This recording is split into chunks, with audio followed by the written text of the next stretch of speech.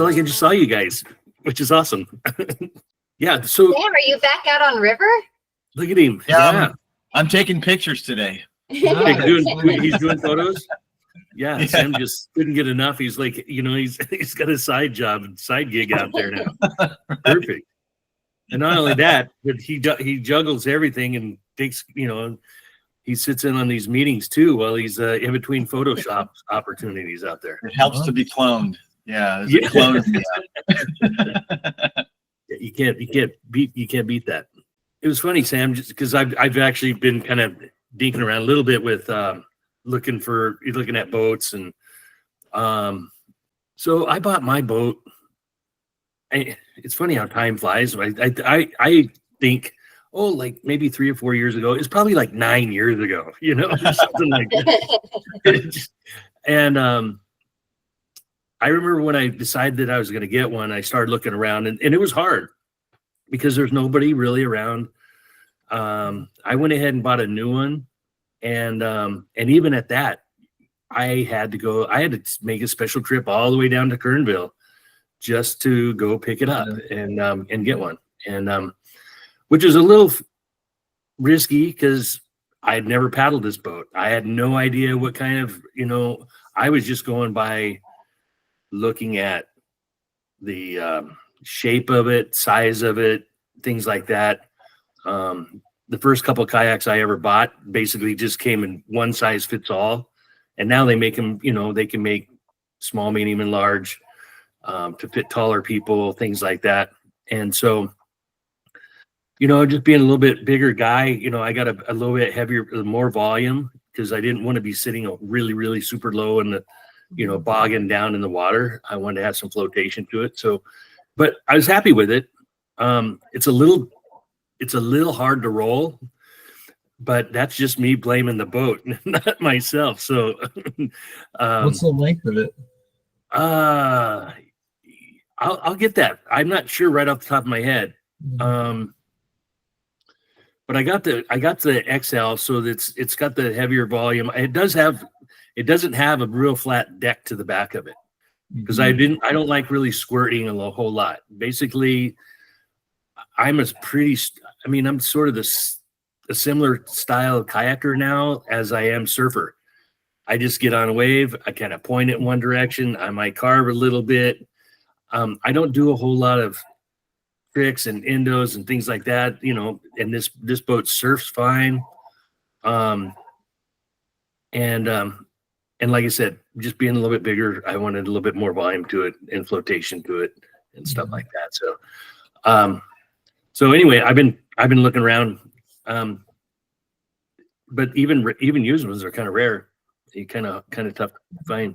I was even thinking about, because I saw Zephyrs had, a good half dozen kayaks of some of their guides probably laying around, and I don't know if any of their guides might have one that they're looking at selling, or there's how a pile of them in the middle of that grassy area by the porta potties. Yeah, I saw a few of them in there. Some of these, you kind of hook up a little bit and kind of you kick over the rocks, probably track something down, but we'll figure something.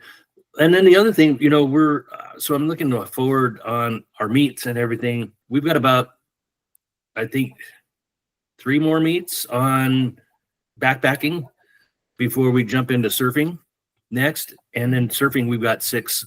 So, and then that's it. That's all I've got for the year. There has been some talk of some of the other coming up with, Kyle suggested bike packing, which would be great. That'd be a fun, interesting one. I don't know too much about it, but I'd love to help put something like that together and then have maybe share that presentation with someone.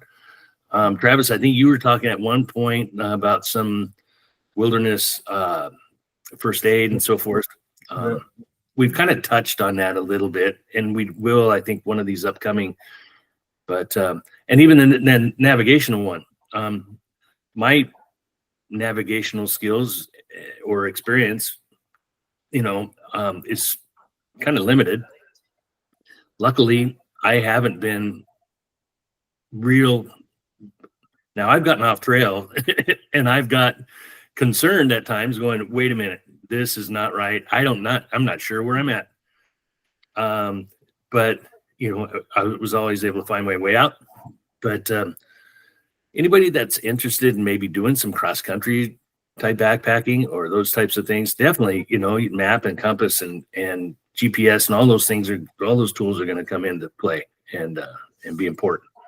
So I'm glad you were able to show up for this one, Travis, because I know you got a lot more insight on this stuff than even I do, but it's important to have as far as our segments and stuff. That being said, let's do it. Let's talk about it. This is kind of basically when you're heading out. Obviously, when you're going, you're gonna be doing some research. You just don't jump in the car and then wind up somewhere. You're gonna have a little bit of insight on where you're gonna go, and I think it's important to lay some groundwork. Figure out where you're gonna go, how long of a hike is it, how steep of a hike is it, what are you gonna need for that area. Having an appropriate map and everything is going to be important. And then everything that you're going to need, to have a good day, a safe day, and not only find your way in, but find your way out and so forth. There's going to be, this is pretty typical here. There's going to be some information, but as soon as you pass that first tree right there, now you're on your own. So you're in there. You may come across an occasional trail sign, especially if it wise, might give you an idea on where it goes, but you don't really want to count on that stuff. You want to have some idea on what you're gonna find. There is a couple videos I've got that are pretty good, but so anything that you guys want to throw in there. So when you're looking up in more information in some of these hiking guides, like this would be a typical situation. Some of the things that you might find, they get into a little bit more detail as I was saying about the approach, maybe to talk about the trailhead, maybe even talking about the direction and how to get there by driving. And then they'll talk about all kinds of different. You see down at the bottom, they talk about the trailhead. They talk about this and that in different portions, maybe some mileage markers, so you can kind of estimate, how far it's going to be to such and such lake, or how far it's going to be until it intersects with such and such trail. And so you can kind of gauge that a little bit about how long you've been walking, and just having that awareness of what should be coming up and so forth on that. Can I throw one thing in there? Throw everything you got in there, Travis. So it's kind of cool. Kind of scared me at first, but the Appalachian Trail, when you hike the Appalachian Trail, spend any time in the Appalachian Trail, they don't use. There are maps, but they don't use maps. They use all guidebooks. You hike the entire Appalachian Trail with guidebooks, because the guidebooks are written in such a way, verbatim, it will be like a guided tour of the Appalachian Trail. So they do have maps, but people don't use them nearly as much as they use guidebooks. And so something like you're looking at right here on the screen is exactly what they're doing. But it's like every turn by turn, like you'll pass this, and then you'll pass this, and then on the left it will be this. So it's kind of a interesting component to see that's where that went to. Yeah. So and I mean, I think way back when I first started backpacking, and all they had was the USGS topo maps. Yep. And that was, you just went in and you found the area that you're going to go and the appropriate topo map or a combination of topo maps, and grab your compass. You look at, well, how can I get there by car? And where's the nearest trailhead? And then that was it. You could look at the topo map and say, okay, this looks like it's going to be pretty steep or it's going to be pretty flat. But that was it. You really don't see, well, is this going to be like that trailhead was, mostly forested, or is it going to be completely open? You could kind of get that a little bit. Sometimes they have some color shading to those things, but other than that, it was all about your gradient lines, and then you're kind of on your own. There was no description on a lot of things. It's gotten a lot better. It's gotten, like you said, in these guidebooks, they can talk about everything and give you even details. They'll even have photos. I mean, you got Google Earth that you can even virtually hike the whole. You can see the whole thing, and you're going, oh, okay, wow, check that out. You can. There's so many more tools now, but getting lost is a big deal. The first video I got, he talks about staying found, or getting, and I like the term, just staying found. So you just basically, you're out there, and in some ways people go out and hike these trails and get out and get away, just to sort of lose themselves a little bit for a while, but not literally, and not physically. A lot of times you need to just shed, and at least I do.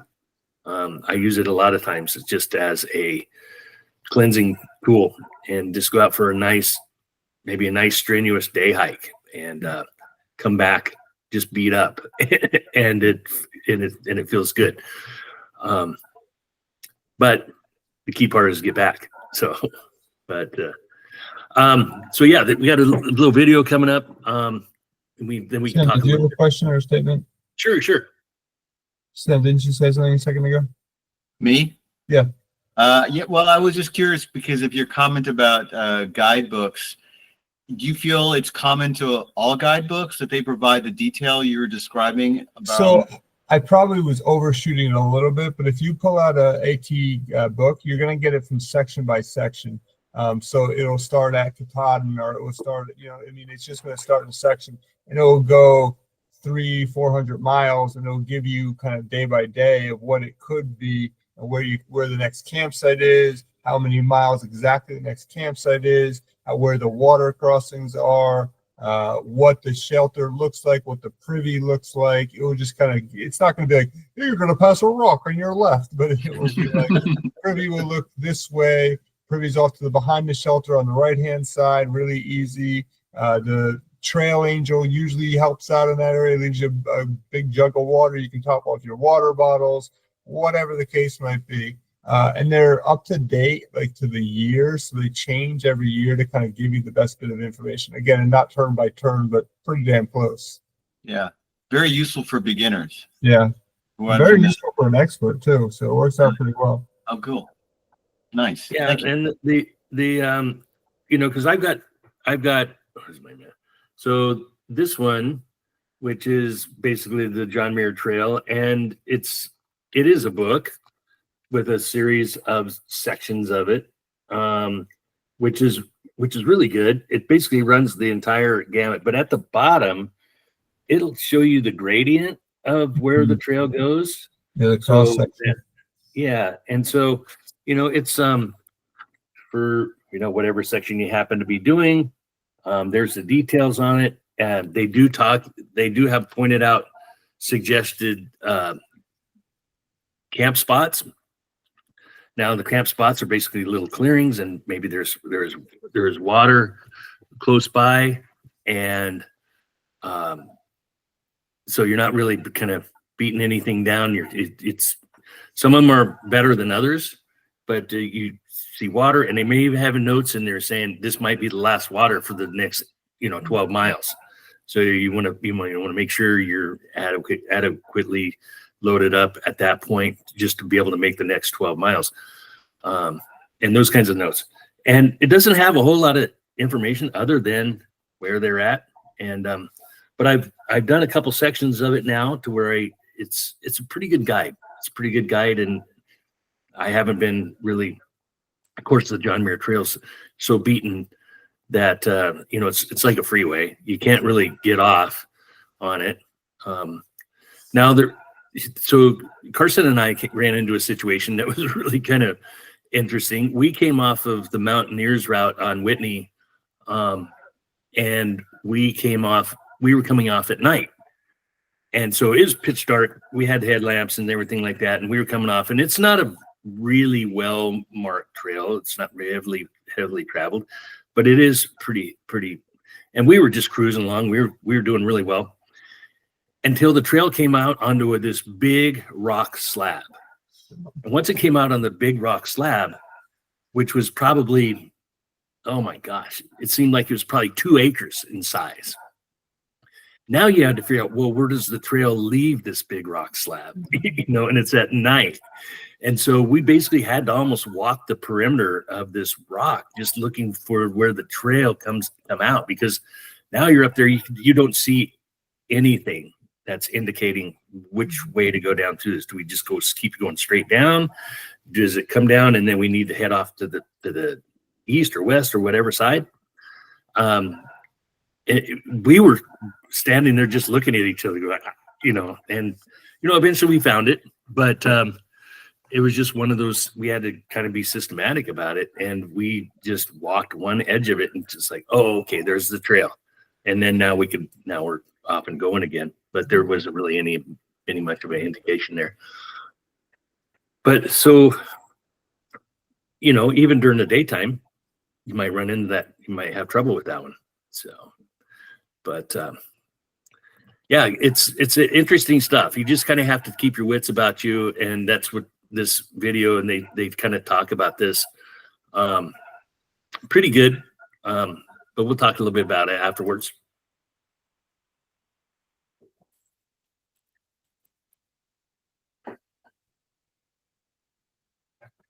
I'm Dave Collins with cleverhiker.com. In this episode, we're going to take a look at the basics of staying found and talk about what to do if you do get lost.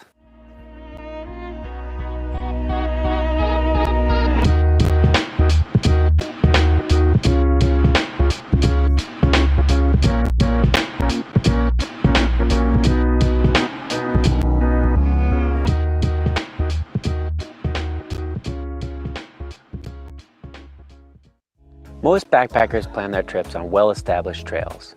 Navigating that type of backcountry trip is generally just as simple as following one trail to the next. Still, complications can arise even on the most simple backcountry trips. Even well-traveled trails can sometimes be tough to follow. They can be eroded away or buried in snow. They can be overgrown or covered by fallen trees. Sometimes trail junctions can be unmarked or signs can be tough to follow. Learning to make smart decisions and keep from getting lost is just about the most important skill any backpacker can master. First and foremost, always know your limits. Don't plan a trip involving difficult navigation without the proper skills and experience. Knowing how to read a topographical map and use a compass is very important. If you don't know how to use those tools, you really shouldn't be on the trail. If you're unsure about your abilities, take a practice trip before you head out, or take a navigation course to brush up on your skills. Never put yourself in a bad position by being unprepared. Always let someone know of your trip plans before you leave home. Give a friend a detailed itinerary and let them know when to contact authorities if they don't hear from you. The number one rule for on-trail navigation is pay attention. If you want to stay found, you need to know where you are and where you should be.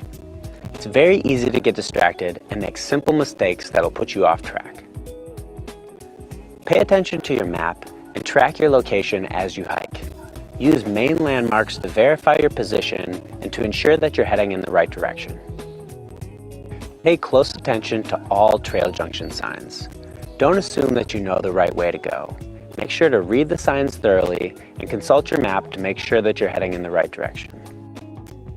If you're hiking behind other members in your group, don't assume that they're making the right decisions. Be careful not to get lost in conversation and stop the moment you feel something might be wrong.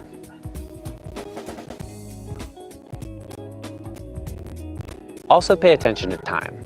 Wear a watch and estimate the time you think it'll take you to get to your next landmark. The average hiker covers about 2 to 3 miles an hour, and you'll quickly learn your pace by using your watch. You should always know how far away your next big landmark is and when you should be reaching it. Pay attention to your elevation.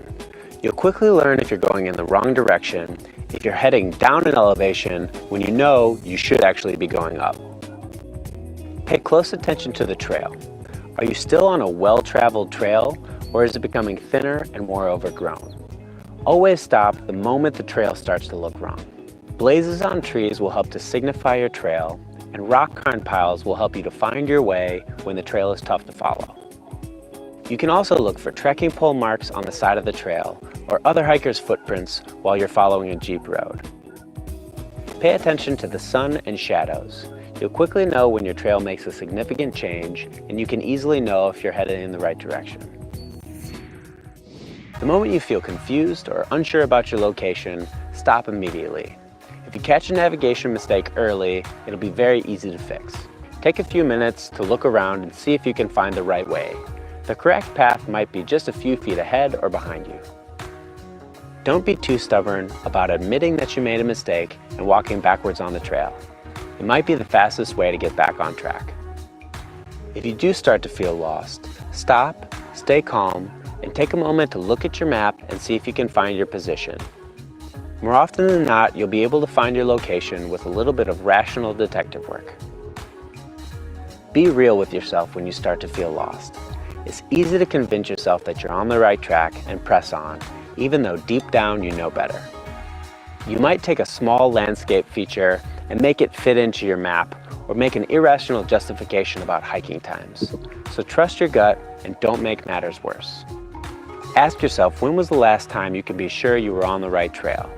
Can you retrace your steps back to that location? That's generally the best way to get back on track. Choosing to bushwhack a new path rather than hiking backwards on a familiar trail is a common mistake made by lost hikers. Bushwhacking when you don't know the terrain can get you into even more trouble. You might hit an impassable river, a steep cliff, or a thick forest that's very tough to travel through. If you realize that you're completely lost, it's important to stay calm. Rational decision making and smart choices are the keys to staying safe and getting found again. When you feel lost, your adrenaline level will spike, which can cause hikers to move quickly and frantically, often in the wrong directions. Avoid the impulse to run.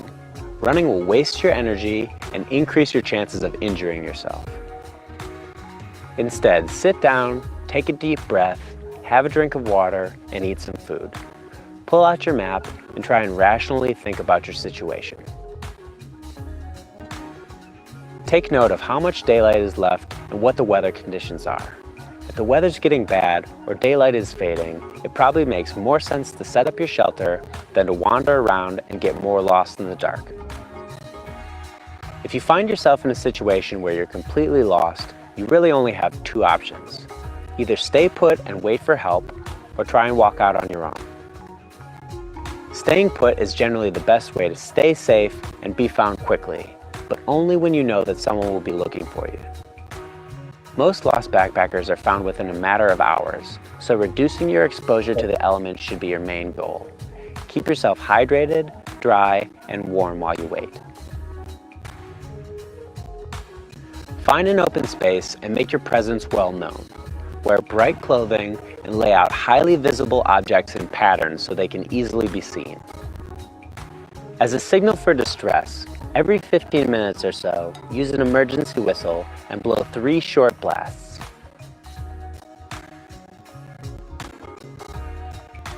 Use green branches to build smoky signal fires during the day and dry wood to build bright signal fires at night. You can also use a signal mirror to try and attract attention. If you're in a situation where you're unsafe, or you know that nobody will be looking for you for a number of days, walking out might be your only option. If you do have to walk out, try and head for a road. Roads lead to people and will increase your chances of finding a car or a house or a town.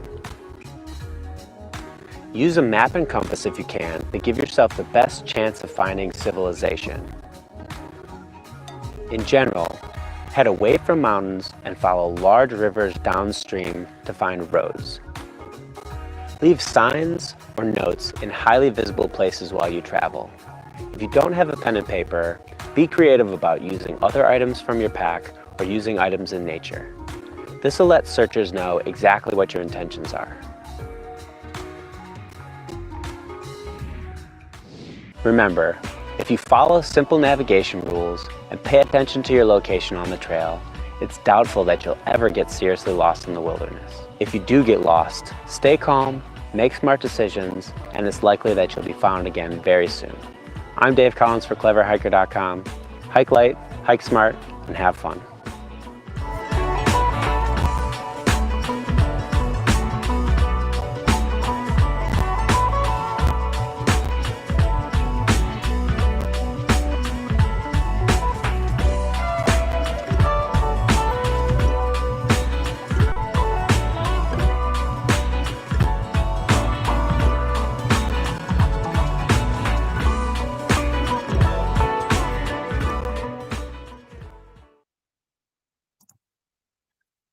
So that's a pretty good one.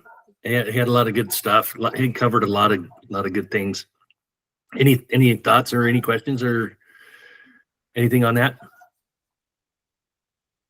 I would say the one thing that jumped out at me is something that I think a lot of the world does. When you're in your vehicle and you're driving, you're trying to get to a place you've never been to. When you're not going in the right direction, most people speed up. Most people start driving faster to go find their location because like, it's got to be right over here. It's got to be right over here. So I'm going to drive faster. And that usually isn't getting you in the right location. I usually say when I teach my navigation class, I usually say one step in the wrong direction. One step in the wrong direction is a step in the wrong direction. So that's if you don't know which way you're going and you're stepping in the wrong direction, you're going in the wrong direction. You're not going to get faster. You're not going to get in the wrong direction faster, but you're not going to get in the right direction faster by going faster. The concept of actually just stopping and really reassessing what you are, where you're going, it's a huge component to that right there. So that was awesome. I liked the video a lot. Yeah, I agree. I think it was a good one too. One of the things I've backed off a lot of different trips at times, whether it's weather, whether it's the person I was traveling with or hiking with or climbing with or what have you, didn't feel comfortable. Maybe they got to a point where it's like, man, I'm really kind of hurting. I've gotten as far as I can go. Well, rather than pushing them because where we wanted to get to our original plan was another half mile down the road, saying, hey, no, it's all good. Let's turn around. Let's do this so that we're not eventually putting ourselves in a spot. And so I really do believe in, assessing and reassessing not only yourself, but whoever you're traveling with, you might be doing this with. And if it's the weather's not working out for you, then turn around. I got stormed off of Whitney one time. I didn't even make it up half a mile up the trail with an old girlfriend. It was one of her first backpacking trips, and we were going to do Whitney. We're all loaded up, started hiking, and we could still see the car, and the sky was just opening up. I mean, just absolutely opening up. And I knew we had at least another 6 miles before we could even set up camp. And we had pizza and beer in Lone Pine instead. So, it just, no, this is not going to work. This is not going to end well. And so those kinds of things, I'm trying to think of some other things where I backed off of. There was another time actually Whitney has kind of turned me around a bunch of times. I was doing a full moon with a guy, friend of mine, and he kind of started getting a little spooked. And we were up on the switchbacks, and it was high. Visibility was great. I mean, it was really good. I was loving it, but he just didn't feel comfortable. And he just felt like, he could step off a cliff at any moment. So we sat down, had a bunch of water, had some, some snacks, some food, and I said, no problem. And we turned around at that point, even though we were probably only maybe 3 miles from the summit. And, but, oh well, and so those kinds of things. I think the willingness to turn around, to admit that this is, not going to happen, I think should be looked upon as that should be a fine decision. You should be okay with it and not have that pressure of, who you're going with and traveling with, that sort of thing. Sam, any thoughts on any of that stuff? I mean, it was very thorough, so I really don't, other than probably being able to watch it again, which I'll probably do after. Yeah. Just to make sure Yeah, I got and a actually- lot of information. Yeah, it's a lot of good stuff, and I think he covered a lot of things that are important. One of them, and I've done this before, is if you're following somebody and just assuming they know where they're going. Been that guy in front, and we've missed a switchback and just kept going. It's like, wait a minute, where'd the trail go? What happened here? And I've been the guy behind too, was saying, wait, this doesn't look right. And being able to just turn around and correct your direction at that point. Yeah, it seems like that's, sorry, I know you're about to say something, but it seems to me like the really important thing is to constantly monitor where you are and not get lost in a conversation with other people and lose track. Yeah. I always say this at work at REI. I literally talk to people all the time. I'm like, oh, where are you going in your trip? They're like, oh, I don't know. He knows where they're going. He knows where they're going. She knows where we're going. I'm like, that's really cool that they know where they're going. You should also know where you're going. That's Yeah. You don't know where you are. You could get lost. Yeah, that's a very good point, because I run into those people. It feels like a daily basis to people going in woods. Like, you have to know where you're going. I'm glad you're going, but I'd like you to at least know where you're going. You have an idea of where you're supposed to be heading. So Yeah. The other one I always do with my kids, and we actually used to do this at an old job we worked at, is because we were working with kids, but we do it with adults too. It's definitely beneficial. But if you're hiking in a large group, stopping at every trail crossing. Every trail crossing, you should not just buzz through the trail crossing. You should stop at it, regroup everybody, and be like, cool, which way are we heading? And therefore, you can make your decision at the trail crossing, so you're not buzzing past the trail crossing and just potentially going the wrong way. The group just keeps following you in that wrong direction. But if you stop at the trail crossing, you can make a decision on which way is the best way to go. Exactly. I think that's a big one too, Travis. I mean, because you get somebody that's not really very experienced, and maybe they might only be 100 feet behind everybody else, but they turned around the corner and now all of a sudden they don't see anybody and they're at a fork. Yep. And now they're guessing. And they're freaking out. That's not really the best way to find your route, is by guessing, So, yeah, that's a very, very good point. And you shouldn't put people that maybe are lacking in experience in that sort of stressful situation at all too. Very, very good point.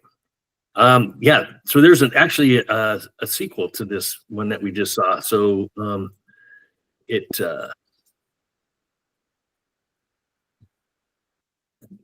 one here.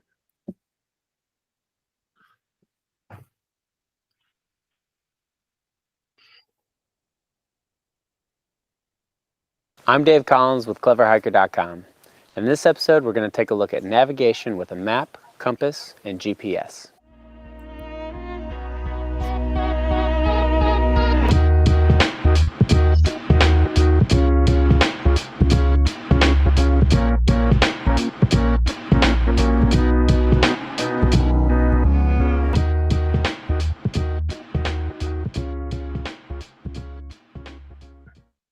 No matter how simple your route may be, understanding how to use basic navigation equipment is critical for any backpacking adventure. A map and compass will help keep you from getting lost or help you find your way again, and they'll also allow you to explore rarely traveled areas in the backcountry safely. Any expert will tell you that a map and compass are essential items for any backcountry trip. Becoming a navigation expert will take years of practice and experience in the field, but learning the basics is very simple. Make sure to hone your skills before you attempt any backpacking trip that will require difficult navigation. Never put yourself in an unsafe position by being underprepared. If you need to brush up on your skills or want to learn some advanced techniques, consider signing up for an orienteering course in your area. Orienteering courses can be a lot of fun, and they'll give you great practice in a safe environment. The first navigation tool that you need to understand is your map. Maps come in all shapes and sizes, and they'll give you detailed information about the land that you'll be traveling through. Guidebooks and online resources often have simple maps that show trails traveling over basic terrain. They can be very helpful when you're trip planning, but they're not useful for on-trail navigation. A topographical map is a tool that you'll need to navigate in the wilderness. Topo maps are much more accurate, detailed, and they provide an elevation profile of the area. The key to understanding topographical maps is understanding contour lines. Contour lines are the small squiggly lines that cover the entire map. A single contour line marks a given elevation on a map. For example, this 12,000-foot contour line follows the inside of this valley, touching every place where the elevation is at 12,000 feet. If you travel up or down in elevation, you'll hit a new contour line, which will denote a different elevation. For example, if we traveled uphill from the 12,000-foot elevation line, we would soon hit this new contour line representing 12,200 feet. Because contour lines represent different elevation points, they never intersect. When they're very close together, they represent steep changes, like a cliff, and when they're far apart or spread out, they represent very gradual elevation changes, like a valley floor or a field. Topo maps help you to orient yourself by showing you the terrain features of the area.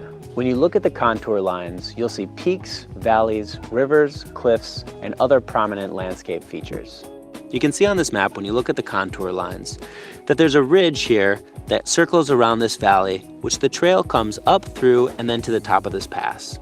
When the trail is down on the valley floor, the contour lines are very spread out, meaning that it will be a gradual, easy walk. And then when it hits the end of the valley, the contour lines start to get much closer together. They switch back up to the top of this pass.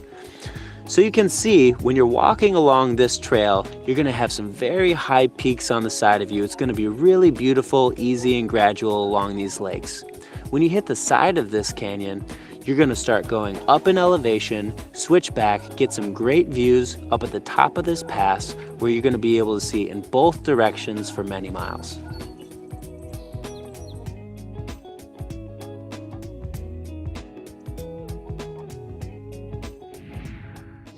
When you understand the features in the landscape, you'll be able to understand your trip much better and plot your route from one point to the next. Good topographical maps may also have colors and shades to help you orient yourself. Most of the time, areas that are shaded in green are dense vegetation, where clear areas are above tree line. All topographical maps will also have a scale to help you understand the size of the terrain and a legend to help you understand the symbols on the map. Good backpacking maps will also list hiking distances on well-defined trails, but that isn't always the case, so make sure you check your map for trail mileage. Declination is another measurement that will be listed on a topographical map.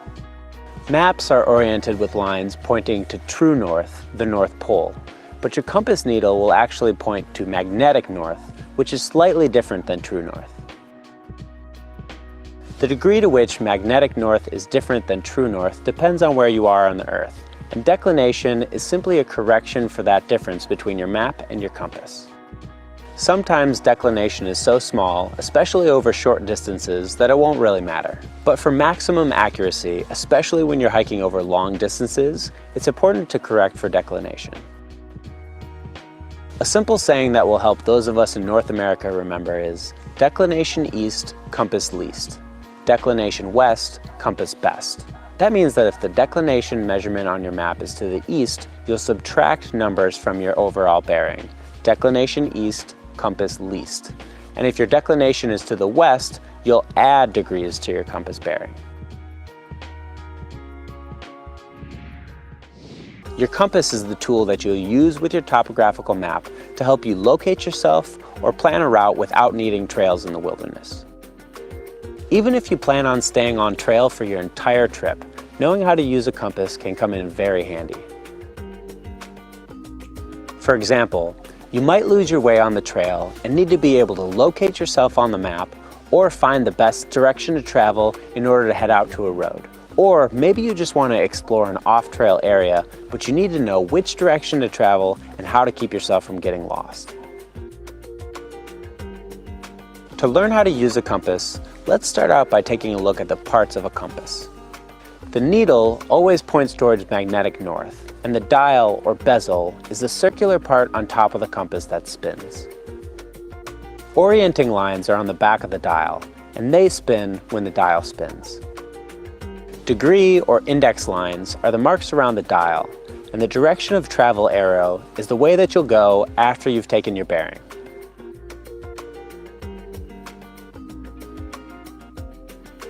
Taking a compass bearing is pretty straightforward.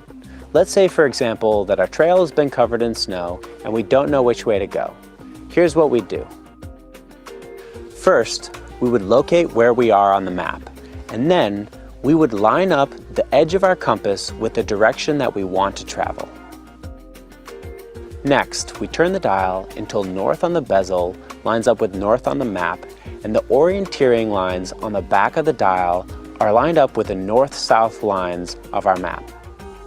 Once we've lined up our compass, we double check our route to make sure we're going to be heading in the right direction. Then we take the compass away from the map and we correct for declination.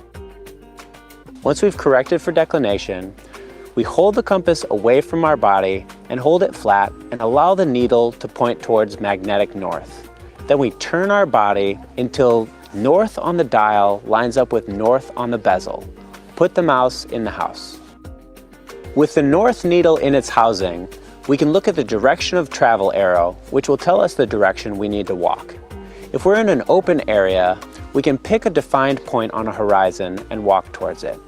Or, if we're in a heavily wooded area, we could pick an object like a tree, walk to that point, and then hold up our compass and take another reading and walk to another point to make sure that we stay on the right track. If you're traveling by compass for long distances, it's important to get very accurate readings and to use landmark clues to help you navigate the terrain. Clues like rivers, mountains, valleys, and ridges will help you make sure that you hit your mark. A 1-degree mistake could put you off your mark by over 100 feet after you've traveled 1 mile.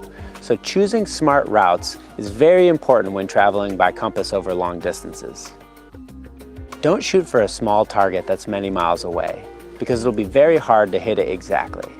Instead, use the terrain to your advantage and choose short goals to make sure that you stay on track. Another common use for a compass is to find your location on the map using only the terrain clues around you. This is called line location or triangulation. In order to use your compass for triangulation, you'll need to find 2 or 3 prominent features in the landscape that are also on your map, and it's best if they're spread out. To triangulate your position, you're going to use the same technique that we just used for taking a bearing, except you're going to reverse the order. Take your compass and point it at the first prominent feature that's also on your map. With a direction of travel arrow pointed at that feature, turn the dial until the north needle lines up in its housing. Now, take your compass and place it on the map. Line up the edge of your compass with the object that you just pointed at. Twist your compass until the orienteering lines on the back of the compass line up directly with the north-south lines on the map. And double check to make sure that the object you pointed at is lined up with the edge of the compass. Now, use a pencil to draw a line on the map coming away from the object you pointed at. Because of our calculation, we know that we must be somewhere along that line. If you repeat this process 2 or 3 times pointing at different objects in the area, your exact location will be the point where all 3 lines meet.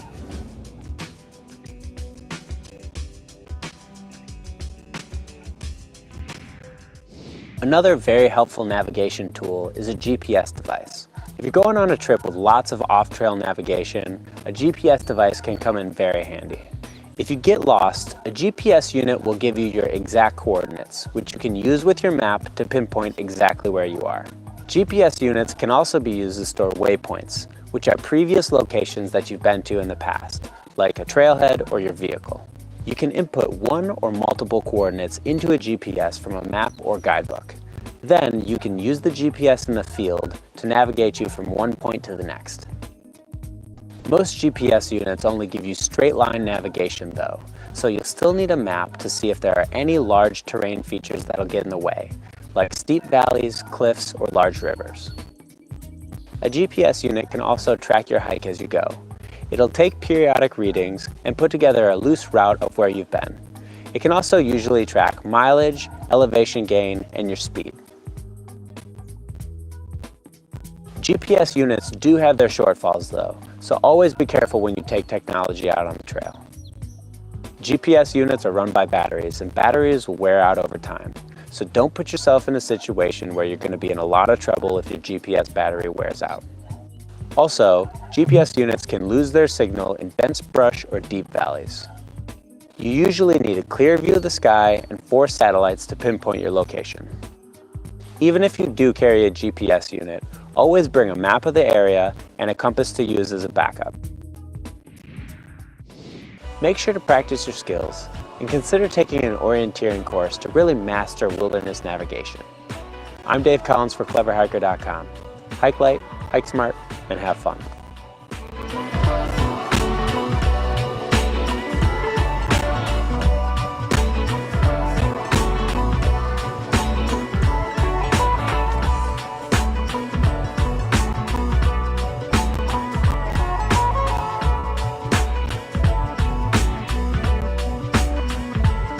I learned something.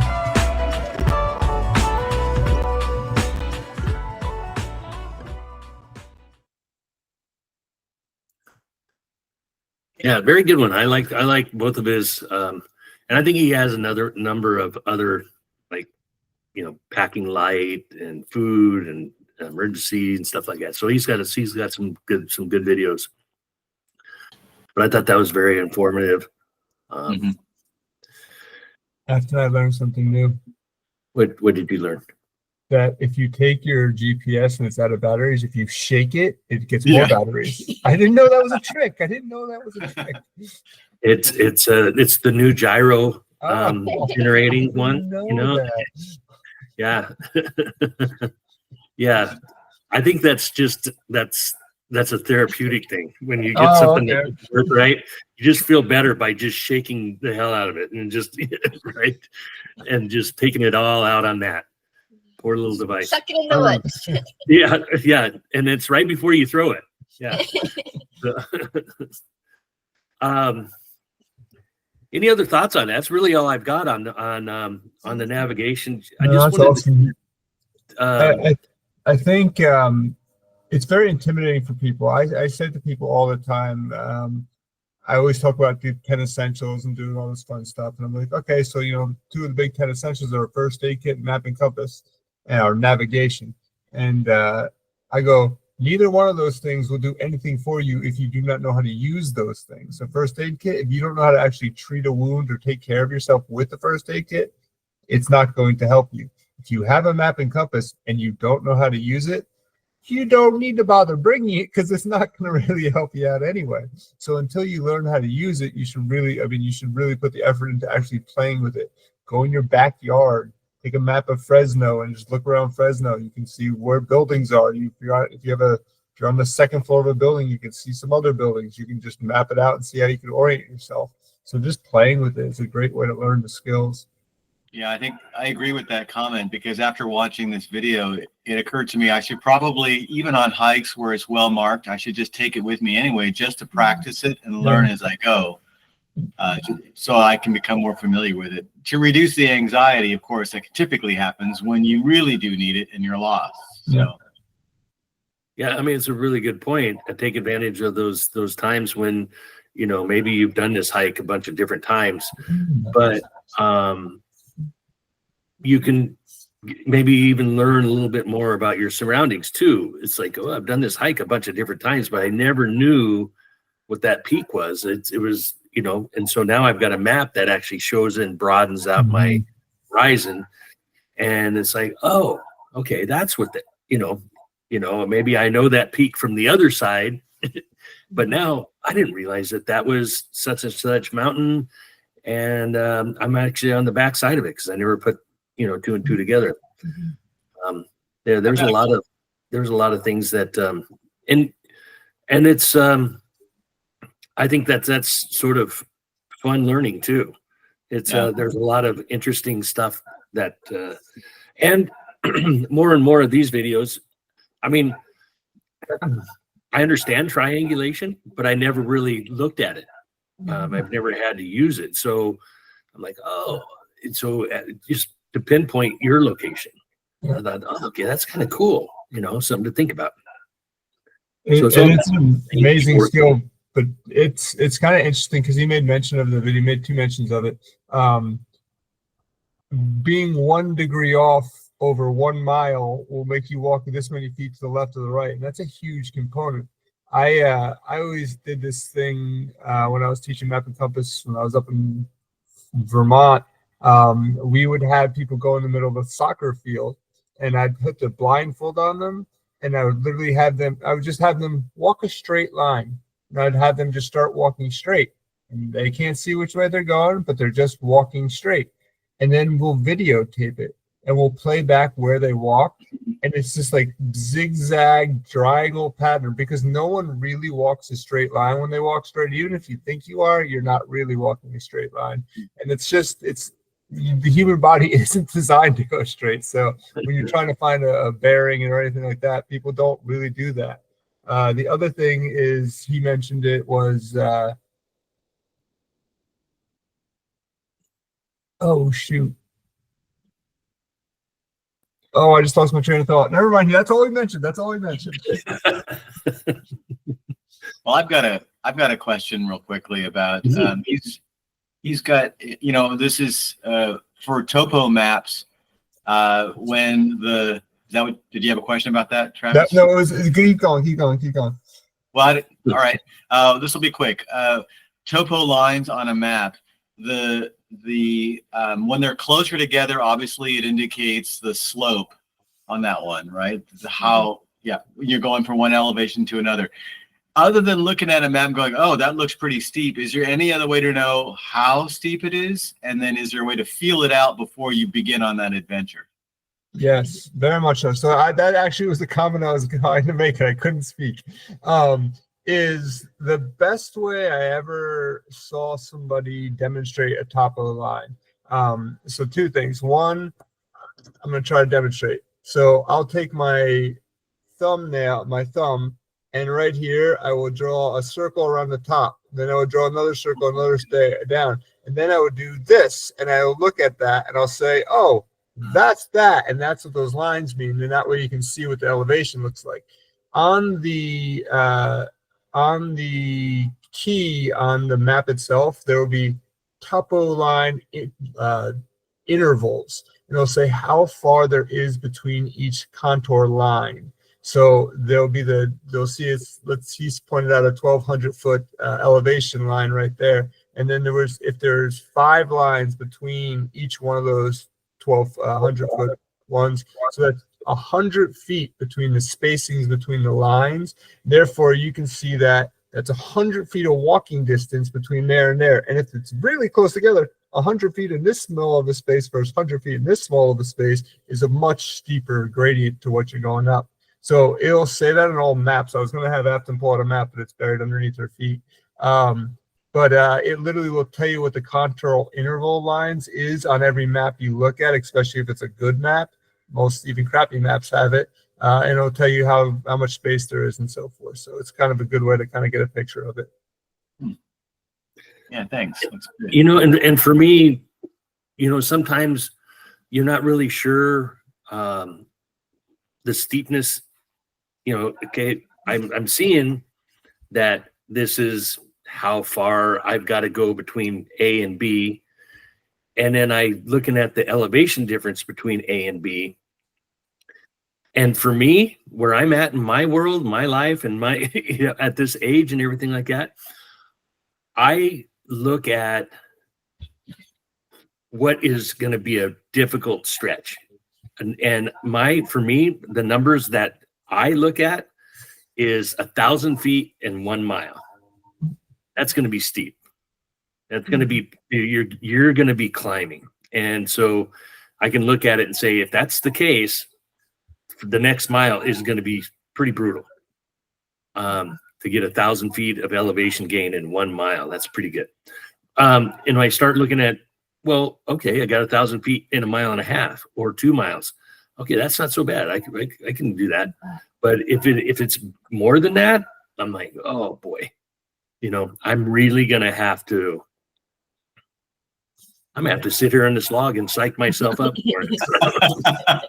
I'm gonna have to really think about this, because this is gonna be a brutal next mile or whatever it happens to be. So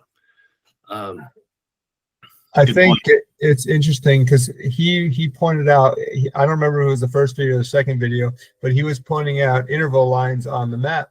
And in that section right there, he said, oh, this is going to be a very steep climb. This is going to be a huge uphill right here. So I have to take that into consideration. We have a low terrain at the beginning of it. So obviously it was on the second video, but it was a low terrain at the beginning of it. And then it had a big jet up there. There was only 400 feet of elevation gain from the video. So having the 400 feet of elevation was a big climb for him, because that is a big climb. When you're going up 400 feet in elevation, you're going to feel that. 400 people don't grasp that much elevation change.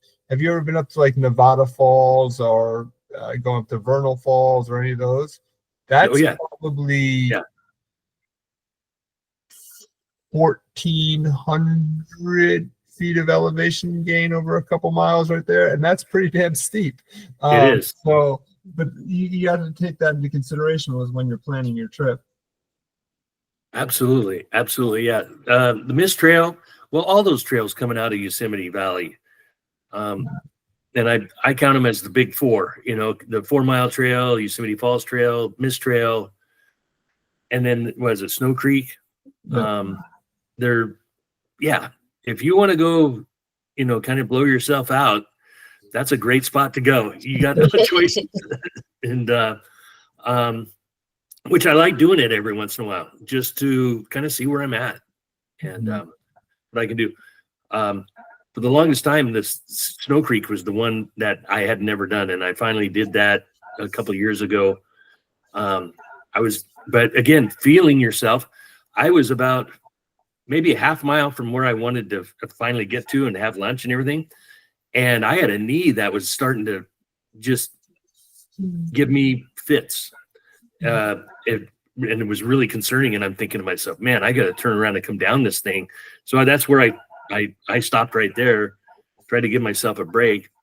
And luckily for me, about 3/4 of a mile back down, it just kind of went away. I don't know if it was just one of those things. But I was fortunate that it didn't, irritate into something worse, but it ended up being good. Pretty good. So the other thing he mentioned, sorry, I know I'm probably supposed to go, but the other thing he also mentioned is when you go up to Yosemite, or you go up to Kings Canyon, Sequoia, or any national park or state park, they'll give you a visitor's hiking map and say, here's your trail map of all the fun things to go explore. But he mentioned it right there, is there's no information on those things. It's not even to scale. It's not to anything. It's just a grandiose picture painted by probably a child to give you a representation of where you're actually going hiking. So those are great maps to have and to utilize to get a ballpark. But usually that's because you're in such a well-trafficked area that you don't need all the navigational tools on it. But just to kind of keep that in consideration, that people take those like, I have a map, but it's not really a map. It's just a pretty big, so. Yeah, it's a suggestion. But very, very true. And so you have to look at the, how accurate the maps that you're going to be using and taking, and make sure you have good quality information and stuff. So that's a pretty good one. It's again, it's not, I don't have a huge amount of experience on it, but wanted to touch on it for sure. Like I said, we got a couple more backpacking So we're gonna get to talk a little bit about food and cooking next week, and a little bit more on that stuff.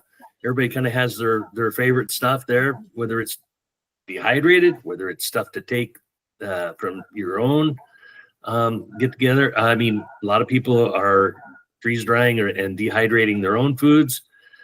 So there's a lot of options there too, just to kind of make those overnight experiences more enjoyable. So, or your full moon, experience is more enjoyable.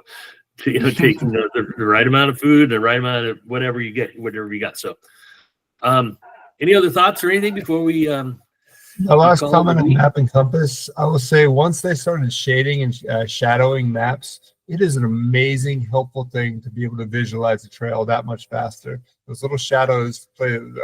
You don't think they would, just a little shadow would make that big of a difference. You visually can see a mountain, you can see a range, you can see a valley based on those shadows. It's pretty cool. I'm pretty happy they switched to that.